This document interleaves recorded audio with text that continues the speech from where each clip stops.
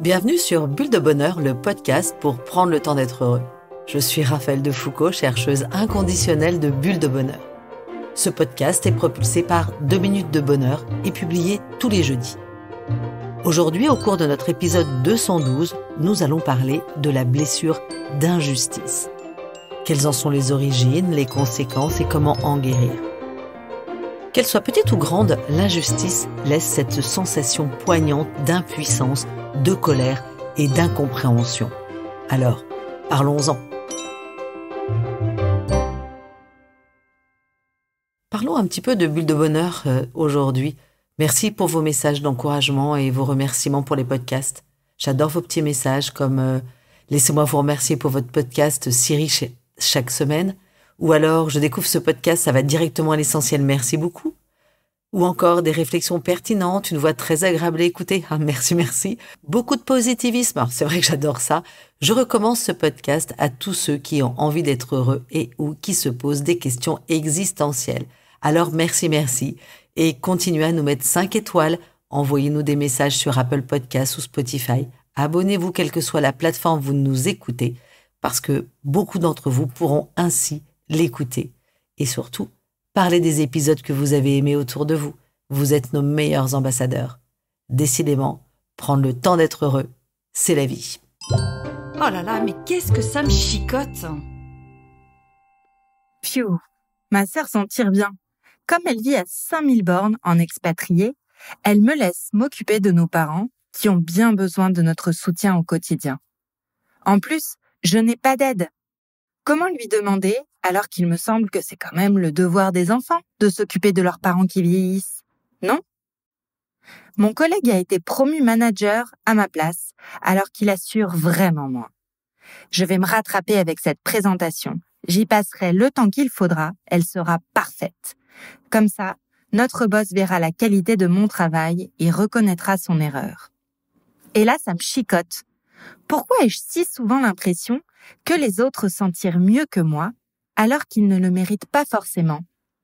Je compense comme je peux, et je me rends compte que ça m'épuise. Comment sortir de ce cercle vicieux où je me sens tout le temps frustrée?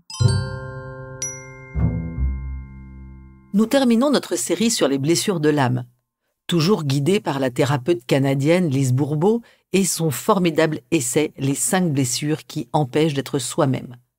Je vous ai parlé des 4 premières blessures, l'humiliation, le 196, le rejet, 199, l'abandon, 205, la trahison, 209. Cette semaine, j'aborde la blessure de l'injustice. Pour rappel, nos blessures de l'âme remontent à des situations vécues lors de notre enfance. Elles viennent moins du contexte qui les a déclenchées que de la façon dont nous les avons accueillies et de notre ressenti. Souvent, ces blessures nous ont marqués au plus profond de nous-mêmes, dans notre âme justement, et ça nous a poussés à développer des comportements systématiques, des réactions automatiques qui forment un masque pour nous protéger. Effectivement, nous revêtons inconsciemment ce masque pour nous protéger de la blessure et éviter de la ressentir à nouveau.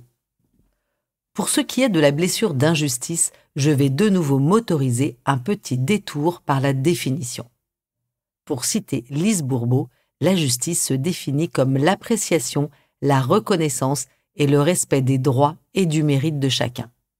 Les synonymes de la justice sont l'équité, la droiture, l'impartialité, l'intégrité.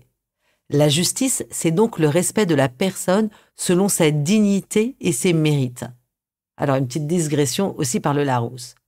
Le mérite est ce qui rend quelqu'un ou sa conduite digne d'estime, de récompense. Cela désigne l'ensemble des qualités louables de quelqu'un. Les personnes qui souffrent de la blessure d'injustice ne se sentent pas appréciées à leur juste valeur. C'est donc une blessure qui vient toucher tout notre être de façon assez intime et aiguë. Gardons en tête que cela peut aller dans les 2 sens. La personne peut se sentir blessée de ne pas être aimée à la hauteur de ses mérites ou, au contraire, de ne pas mériter l'appréciation qu'elle reçoit. Alors, levez la main si vous avez déjà entendu un enfant se plaindre et dire « C'est pas juste ». Je suis sûre que vous avez tous le bras en l'air. L'injustice est une blessure qui survient plus tard que les autres, entre 4 et 6 ans, lorsque l'individualité de chacun commence à vraiment s'exprimer.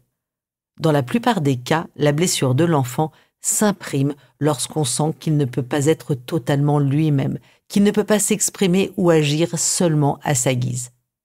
C'est une blessure qui est souvent vécue avec le parent du même sexe. L'enfant perçoit de la froideur chez ce parent. Il associe l'autorité du parent, ses consignes et le cadre que celui-ci lui fixe à de la critique, de l'autoritarisme, de l'intolérance, voire même du conformisme. Lise Bourbeau a aussi pu observer que certaines personnes qui souffrent de cette blessure ont aucun souvenir de cette malentendu avec ce parent du même sexe. Selon elle, c'est sans doute parce que les relations restaient assez superficielles et que ni le parent ni l'enfant ne parlaient librement de ses ressentis.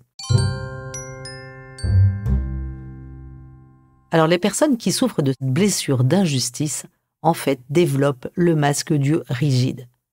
Le rigide se coupe totalement de ses ressentis pour s'épargner. Attention, ça ne veut pas dire qu'il est insensible. Au contraire, les rigides sont souvent particulièrement sensibles. Cependant, ils font tout leur possible pour le contenir et le cacher aux autres. Un point intéressant ici. Maintenant que vous connaissez toutes les blessures de l'âme, vous pouvez aller faire quelques parallèles entre le rigide et le fuyant. Vous vous rappelez, le fuyant, c'est celui qui souffre de la blessure du rejet. Souvent, le rigide est un enfant qui s'est senti rejeté étant petit et a fait tout son possible pour devenir parfait, pour ne plus être rejeté.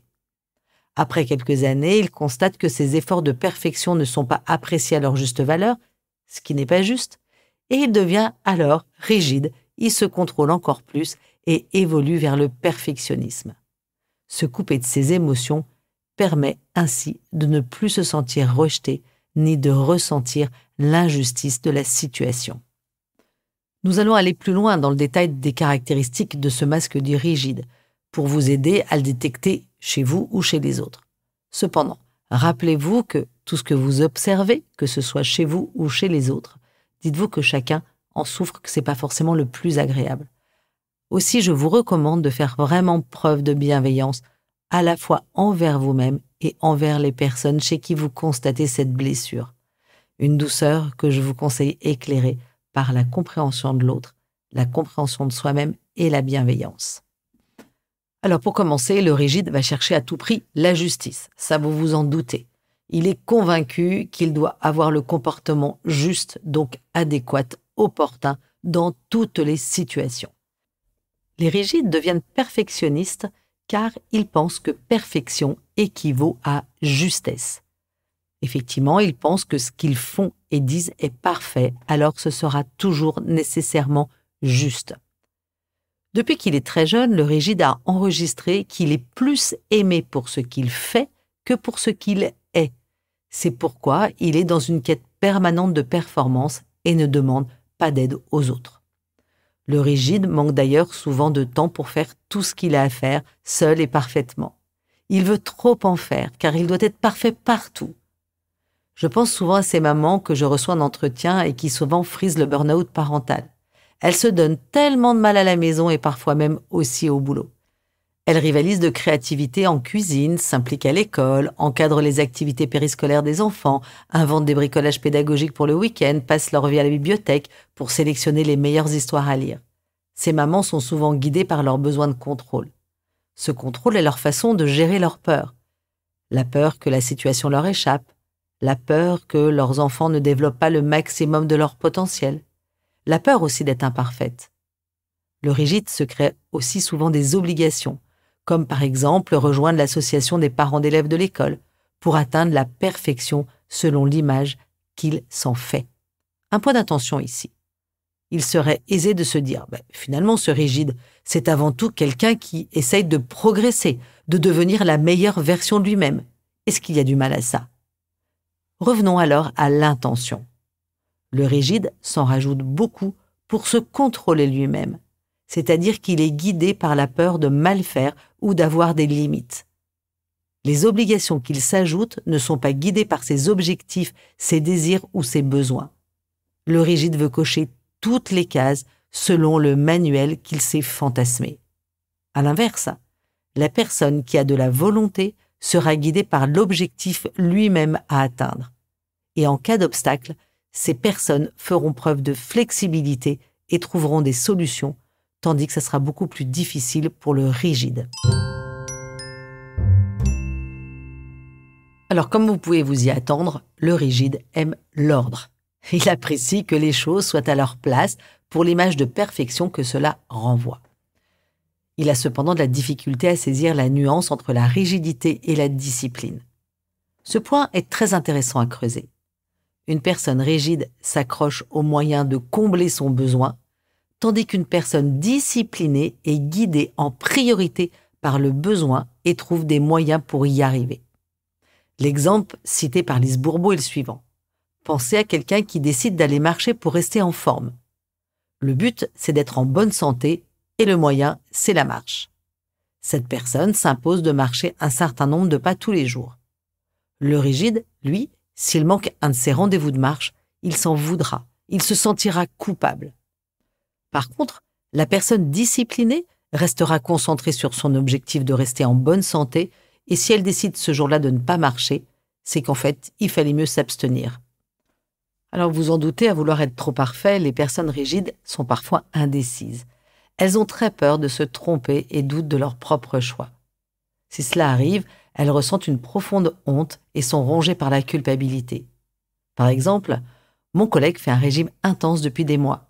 Il a perdu une dizaine de kilos et se sent plus en forme et mieux dans ses baskets. À notre after-work d'hier, il s'est, comme tous, régalé de chips et de bière. Et depuis, il est en boucle dessus. À la fin de la soirée, il m'a même confié qu'il s'en voulait tellement, il pensait même se faire vomir pour évacuer l'objet de sa honte.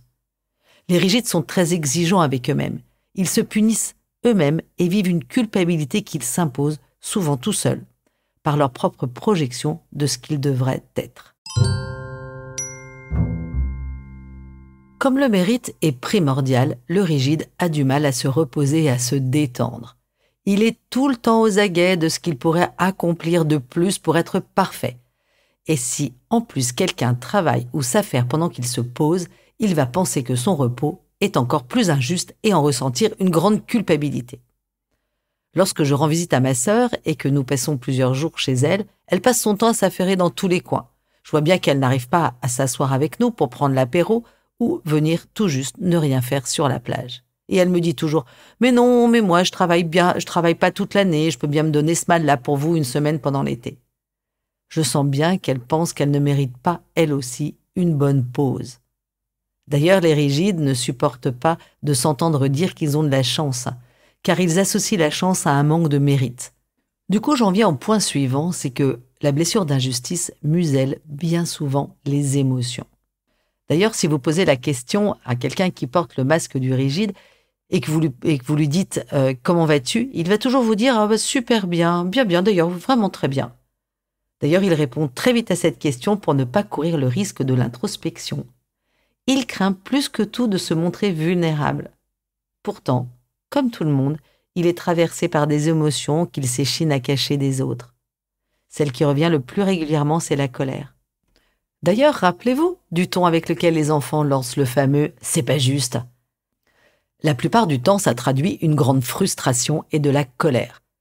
Le rigide se met souvent en colère contre lui-même. Il s'en veut de ne pas avoir vu juste ou de ne pas avoir posé le geste opportun. D'ailleurs, quand on fait un régime et qu'une personne rigide fait un écart, ces personnes-là s'en veulent et se sentent très en colère contre elles-mêmes. L'autre émotion qui se présente le plus fréquemment chez le rigide est le stress, car il se met énormément de pression à la perfection. Allez, je change de regard. Alors la première étape, pour se guérir de la blessure d'injustice, vous la connaissez, c'est repérer sa propre blessure et reconnaître que vous en êtes affecté. Alors bien sûr, le premier pas, c'est le plus dur à faire et en même temps, vous allez constater que c'est un pas de géant vers la guérison. Comme vous le feriez avec votre meilleur ami, si vous observez ces signaux chez vous, soyez doux et bienveillant envers vous-même. Pour vous aider, gardez surtout en tête que tout le monde souffre plus ou moins intensément de ces 5 blessures de l'âme. Vous n'êtes pas un cas isolé, loin de là. Vous pouvez aller réécouter notre épisode 39 « Je pratique l'autocompassion » ou le 137 « Je cultive la bienveillance ». Deuxième piste pour guérir de cette blessure d'injustice. Comme vous avez du mal à accueillir et assumer vos émotions, je vous invite à développer vos 5 compétences émotionnelles. Identifiez vos émotions, écoutez-les, exprimez-les, régulez-les et surtout utilisez-les pour agir. Allez réécouter notre épisode 140 « Je suis émotionnellement intelligent » et vous allez découvrir le pouvoir de vos émotions qui sont immenses. Troisième piste. Être parfait, c'est une chimère qui ne peut que vous conduire sur une pente dangereuse. Comprenez les vertus de l'imperfection et découvrez que la vulnérabilité est loin d'être une tare, bien au contraire. Allez-y dans notre épisode 160. En tant que personne qui a le masque du rigide, vous avez peut-être besoin de retrouver le chemin de votre alignement, de vous reconnecter à vos besoins, à vos priorités et à vos désirs. Ce sont des boussoles qui peuvent vous guider sur votre route pour nommer les objectifs que vous souhaiteriez vous donner. Pour ça, l'épisode 12, J'identifie mes besoins, ou le 85, Je désire, sont de bons antidotes à la dispersion et une bonne potion d'alignement personnel. Allez, en route vers la guérison. Et hop, je me lance. En bref, si je résume. Ceux qui souffrent de la blessure d'injustice, 1. Voient le monde selon le prisme bien-mal. 2. Cachent leurs émotions pour s'épargner. Et 3. Veulent être parfaits sur tous les tableaux, sans se demander si cela correspond vraiment à leurs besoins. À vous de jouer, chers auditeurs. Cette semaine, la carte de 2 minutes de bonheur vous propose d'identifier une émotion qui traverse votre corps. Ressentez-vous des tensions ou au contraire, vous sentez-vous soudain léger? Essayez de reconnecter ces sensations avec ce que vous vivez. Le corps nous parle, c'est un atout formidable. La petite mousse de la semaine nous vient du grand écrivain Anatole France. Je tiens à mon imperfection comme à ma raison d'être. Avec Bulle de Bonheur, prenez le temps d'être heureux. Merci pour votre écoute. Si vous avez aimé, dites-le nous avec 5 étoiles. Laissez vos commentaires et envoyez des bulles de bonheur à vos amis et partagez ce podcast. Inscrivez-vous à la newsletter en allant sur notre site 2 minutes de bonheur pour être notifié des prochains épisodes. C'est aussi très facile de nous trouver sur les réseaux sociaux, Facebook et Instagram. Il suffit de chercher 2 minutes de bonheur. Bulle de bonheur est propulsée par 2 minutes de bonheur, des outils pour créer du lien et prendre le temps d'être heureux.